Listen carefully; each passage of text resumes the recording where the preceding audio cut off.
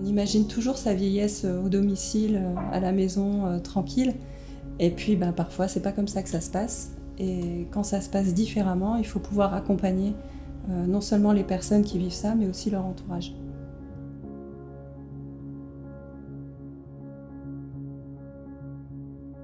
Quand on travaille en EHPAD, on rencontre beaucoup de familles, différentes générations.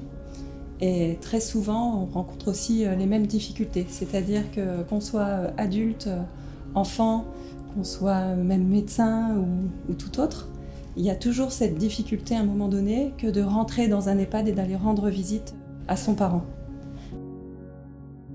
Voir son parent qui se dégrade n'est jamais quelque chose qui est facile. Et puis, c'est aussi perdre la personne telle qu'on l'a connue auparavant. La maladie vient en général entacher un peu les personnalités et c'est assez difficile pour l'entourage de s'y retrouver et d'être en lien avec son parent.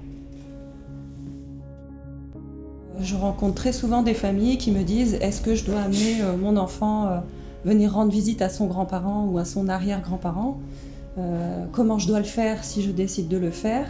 Et il y a beaucoup de questions autour de tout ça. Pour les enfants, c'est vraiment pas facile de franchir la porte d'un EHPAD et de rencontrer des gens en fauteuil roulant ou alors avec des discours pas toujours très cohérents à cause de problèmes neurologiques.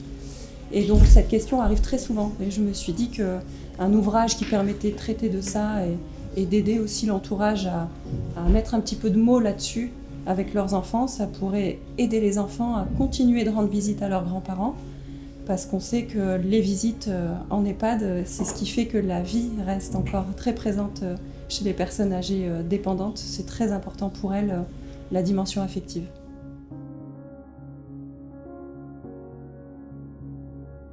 Dans la section bande dessinée et illustration de l'école de Condé, régulièrement nous faisons des partenariats ou des concours avec des institutions, avec des associations, des compagnies privées également, pour mettre en avant le travail de nos étudiants et aussi pour qu'ils aillent hors des murs de l'école à la rencontre d'une certaine réalité professionnelle. Dans le cas de Mimi Bubu, ce que je trouve très beau, c'est qu'il y a quelque chose d'intergénérationnel. Donc ce sont des jeunes artistes qui vont pouvoir s'adresser à un public qui se retrouve face à une grande étape de la vie, à savoir le 3e voire le 4e âge, le fait pour des personnes très âgées d'aller dans des EHPAD, dans des maisons de retraite. Ça peut être une épreuve très difficile. Et l'accompagner à travers un projet artistique, je pense que c'est une très bonne chose. Et vraiment, il y a un surplus d'âme, je trouve, dans ce projet.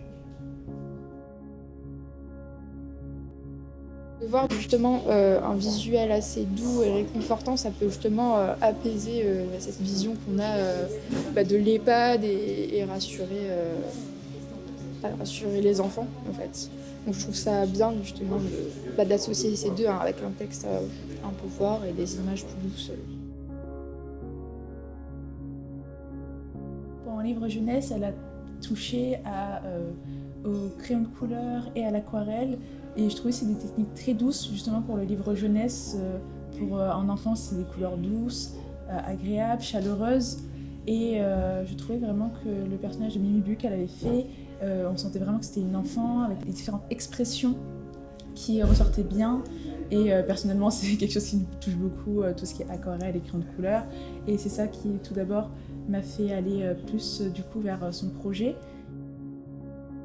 Je tiens à dire que ça a été un coup de cœur commun pour tout le monde. On n'avait aucun doute sur la première place. Oui, tout le monde.